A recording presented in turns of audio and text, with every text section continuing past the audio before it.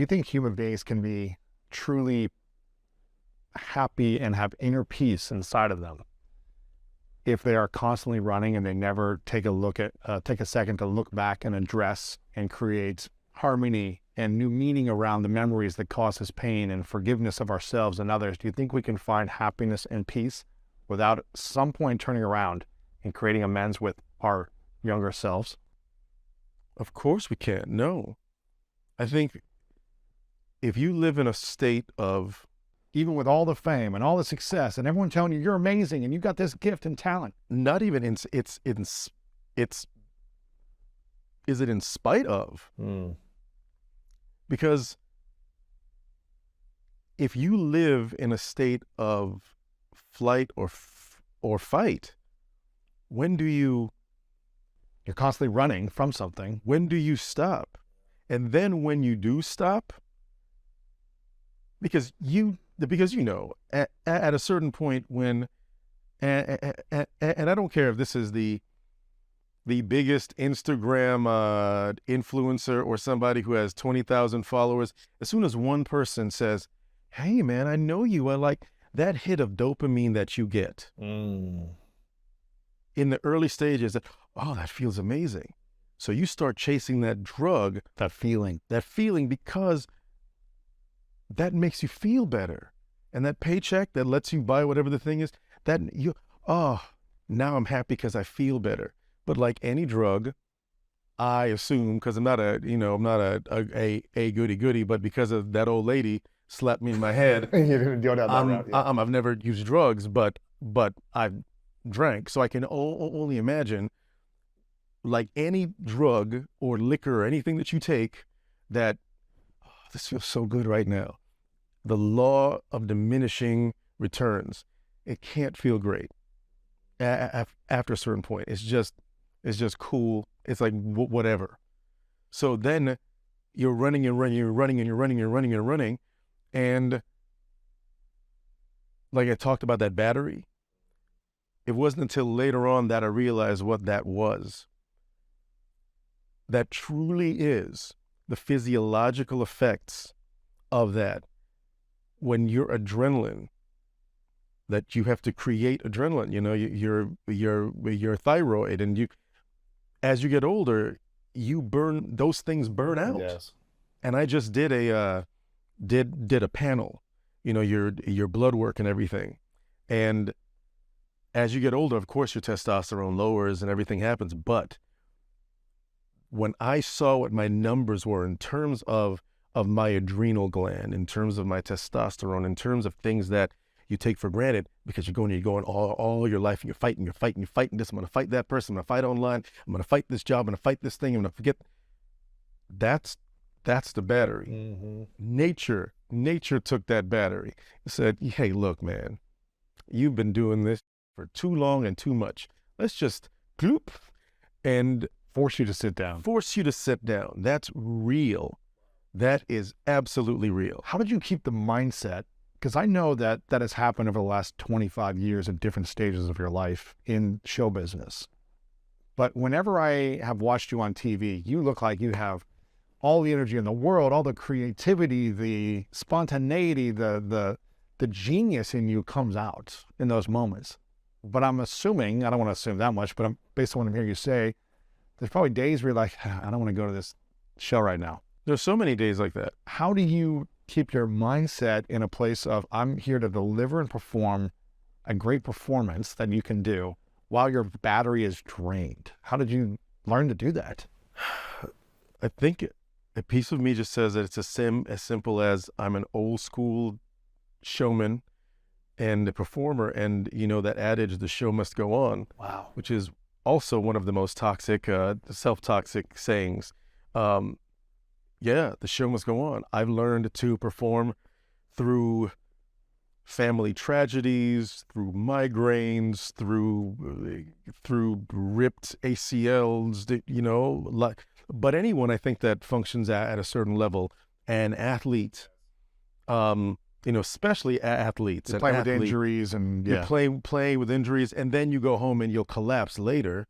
You know, an athlete, a dancer, an actor, the CEO of a company. Yeah, you got to show up, make money. You show up and you're giving a presentation. Nobody's sitting there's like, oh, you know what? Let's go ahead and write a check anyway, even though I know that he's sad right now, or he has a migraine. No, it's okay. Don't give the speech. Don't make the stockholders happy. We're good. That's not going to happen. You got to show up. But how did you develop that mindset for so long? Like, it's been decades for you showing up and performing. Like, how do you keep your mind strong when your emotions or your heart feels weak? I developed that as a kid. I think that was one of the first things that I developed being on stage. It's like, this is my, I developed that because if you derive all of your identity and everything that is good, you think, in your life from the thing you do,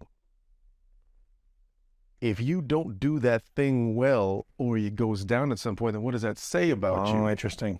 So I developed very early on, I might suck at relationships, which I do. I might suck at this and I can't cook that thing. I'll burn this. But I tell you what, I will get on that stage and I will kill that. So don't even. And if you don't kill it, what does that say about you? Right. Then I have / and or am nothing. Wow. So I have no choice. So whatever I'm feeling, I am going to drag myself on that stage and do it. But that also only works for X amount of time. And now, like I was saying, being in fright or flight, I understand that more so, because no matter how much, sometimes I go, all right, I'm going to get rid of it. If you're not in total agreement and accordance with your mind and your spirit and your body, it becomes harder to do. And I only assume, because I haven't gotten there yet, and I don't plan on it because I'm doing the work, I only assume there does come a time when the machine will not go, no matter what you say. You can't outthink it. You can't outthink it, right? Like, it's got to have it's got to just break down. It has to. So that's my thing. I'm not going to let that happen. So I think that to any performer watching, that's why I feel that your intention has got to be set, because you got to think of this in the long term. You have to think of it as not a sprint. You have to think of your career as a marathon. I'm going to lay the seeds. I'm going to do this. I'm going to do that. I'm going to take care of myself each step of the way. Did you think you were a bad kid? No. Do you think you were a good kid? I know I was a good kid. I absolutely, beyond a shadow of a doubt. But also, what do you think of as a good kid? Did you believe you were a good person, like a good human? Even when other people were bullying you and picking on you and saying you can't do something? Oh, absolutely. Because none of that ever, because that's why I asked you, it depends on what your connotation of good or bad kid is. Like, when I think they say that you're a bad kid, you're either bad to your parents, which is a construct, which in therapy, that comes back to you, is like, well, I was bad. I shouldn't have done that thing. I was bad. I fell off the wagon. I was bad. But as a kid, I know that I listened to my mother. I know that I was a good student. I tried to do my thing. I know I didn't intentionally hurt anybody. So my value in terms of that was cool. But in terms of your identity, my identity wasn't even good or bad. It was like, I wish I would have been accepted. And that's why I even said, that unreliable narrator. Now, if I could go back, I know there were times when, I think it's a cycle, you feel unaccepted because this guy, like, just off the top of my head, and this is stuff that I'm going to watch this podcast later and go back and write down the stuff I said so I could put it in the book and the script. Yeah. Is that I remember a guy named Alan. I don't even know what grade I was in. Maybe fourth, fifth grade. I remember Alan and I being in the bathroom and him saying something to me to the effect of, I don't remember the exact words, but especially as a kid, and especially where I was from, one of the worst insults that you could call somebody is to call them gay or to use the F word. Yes. You're going to talk trash. So yeah, really clever. So I remember being in the bathroom doing something at Alan and going, stop looking at my you must be a insert F word. You get it. Like, it came out of nowhere. I was like, why would you, I don't know. I was so sheltered that I didn't even know what he was talking about at first. I was like, You asked about it later. Right. Until I asked somebody, I was like, I don't even know what you're talking about. Yeah, that's what you is. Da. And so even when someone's saying something like that, it's not a matter of being bad. It's a matter of like, well, what did I do that I am so different or not acceptable? So I don't think it's a matter of good or bad. I think it's, why am I so unacceptable? Why don't I fit? How can I fit? What can I do to fit in? Why don't I? So let me try whatever I can do to fit in, so that maybe I'm not called these names, so that maybe I can hang out with these people and do these things. So you're celebrated and accepted and not outcasted. Right. Did you ever learn how to accept yourself? Not until recently. Really? Yeah. Not until recently. So were you, and I'm not sure if you were conscious or unconscious about this, but were you chasing something to be accepted by others? Absolutely. And I think you talk to most performers or anyone in the spotlight. I mean, that is I never chased fame. I'll be the first person to say that. I didn't care about being famous, because that wasn't even in my mindset. So when I said I was 16 and run chasing, I was chasing the work piece of it, because work equaled money, Right. which equaled success, which equaled stability, which equaled the bragging rights, which equaled me being able to say, haha, look. But to me, Proving people wrong, yeah. right. But I felt cool when I was just working at Universal Studios as the Ghostbuster in the theme park, or the Wolfman or Dracula in the Beetlejuice rock and roll show, because I was making a living. So if anyone would have said, do you feel good about yourself? It's like, yeah, look, I'm on stage. Thousands of people see me each day. Granted, I'm dressed as the Wolfman and I'm breakdancing and singing a song, but I'm on stage. But you're working and getting paid. Right. So my scope of that, I think show business is one big theme park show.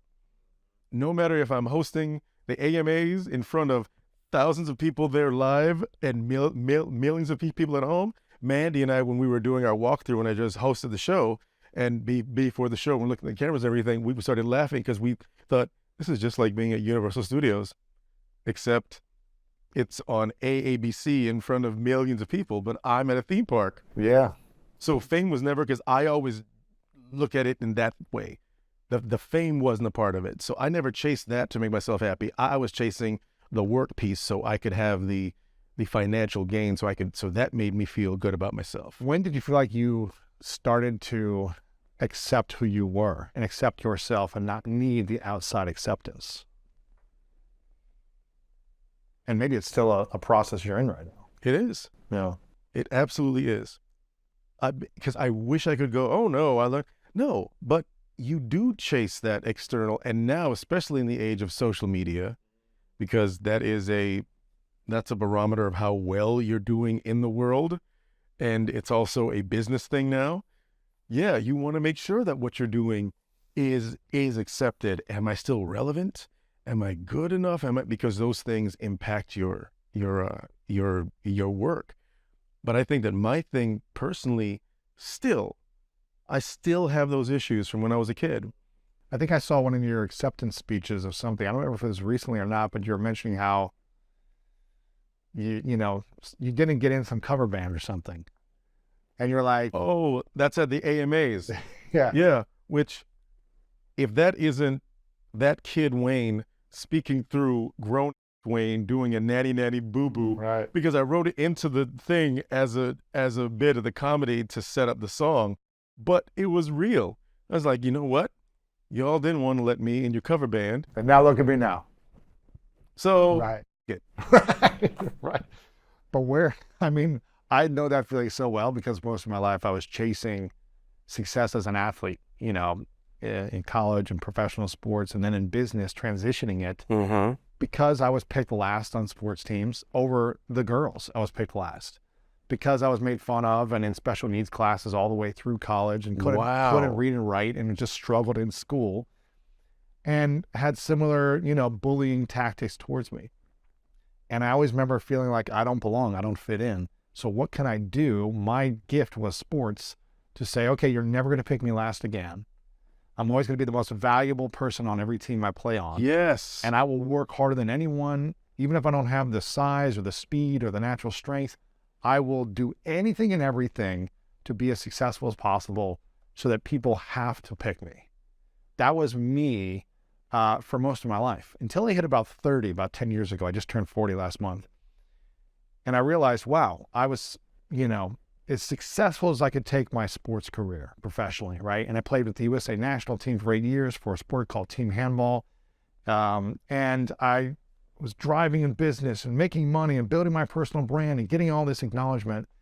And I remember at 30, my entire life was still breaking down in every relationship because I was so focused on chasing success as opposed to feeling self-love, feeling acceptance of me and all the parts of me from my first memory until then. And it wasn't until I was able to start looking back and healing and mending and forgiving others and myself and accepting all the parts of me when I started to have some growth. And it's been a 10-year journey of healing and facing these things, but it's been a process. And so I know, similar feeling of like, I left home when I was 13 and I was like, get me out of this place. I need to get away and start new and, chase something. So I understand that feeling of not being accepted. And I don't think anyone listening or watching likes the feeling of not being accepted. And what I've learned is, for 9 months, I had a photo of my 5-year-old self on my screensaver a few years ago. And I did so much work on facing my little Lewis inside of me and asking him, what did you need to hear? What did you need to feel? What did you need to experience in this moment at 7, at 9, at 12? And I had some of the most profound healing experiences emotionally within me by creating those kind of spiritual exercises for myself, my younger self. I'm curious, it sounds like you've been starting some of this inner child healing and addressing some of it. What does you think, little Wayne at 5, 7, and 9, and 12 really needed to feel and hear that you didn't receive? Well, first off, thank you for sharing that with me. And I know that your viewers and listeners have heard it, but in listening to you and listening to those things and seeing, even as you talk about it, looking in your eyes and seeing you get transported back to those places. Oh man, I feel for you. And what's interesting is I know that there's still someone that will watch this at some point, because I just think it's human nature that'll go, well, why you griping? Look at you, man. You got the school of greatness, so shut up. You did the thing. But it's deeper than that. Yes, you did the thing, but I feel you did it out of self-defense, out of there being no other option. And I know that feeling to want to be, you said, to be the most valuable player. That's how I've always wanted to be, is like, I will be the MVP. Of every show, of every stage. If I do something, I will be the MVP in that group. You will remember. It will be. So to hear that, just, oh man, I just feel for you, because I know that. But the last 2.5 years of healing that and really having a beautiful relationship with my psychological 5-year-old, 7-year-old, 12-year-old, 17-year-old self that was not feeling accepted, that was not feeling loved, that really hated myself and would say mean things to me all the time. It's been a beautiful journey because I always felt chest pain and heart palpitations throughout stages of life, pain, tightness in my throat. I don't know if that you can relate to that. Yes, that's why, as you say it, like, oh my God. And I would have like a ball, it almost felt like a ball of pain in my chest that would come and go. I could manage it sometimes through like having good habits and sleeping and eating well and working out, but it's still always there. And a lot of it was because I wasn't willing to heal and face the scariest parts about myself, the shames, the insecurities, the things that I felt like I was not enough in. And it took me many, many months of exercises and practice and emotional coaching with support to where there was one day, this ball of pain that did not seem like it was going away. It literally like popped and disintegrated throughout my body. And I'm getting chills now thinking about it because it like something released inside of my chest. I don't know how to explain it, but the pain released, disintegrated. I felt like all over my body, kind of this fluid flushing through my body. And I was like, that's interesting. This thing just went away. And it hasn't come back since then, almost 2 years ago. And it's been extremely profound. It's probably the hardest work I've ever done in my life, harder than any sports training, any business that I've launched, was facing the parts of me that I was the most afraid of and allowing myself to feel self-love without needing someone else to love me or accept me or celebrate me, but me celebrating me. And it's something I want everyone to feel and experience because I suffered for so many years in my life, and I know a lot of people are suffering. Absolutely. And people can be super successful and still suffer deeply inside. Absolutely. Yes.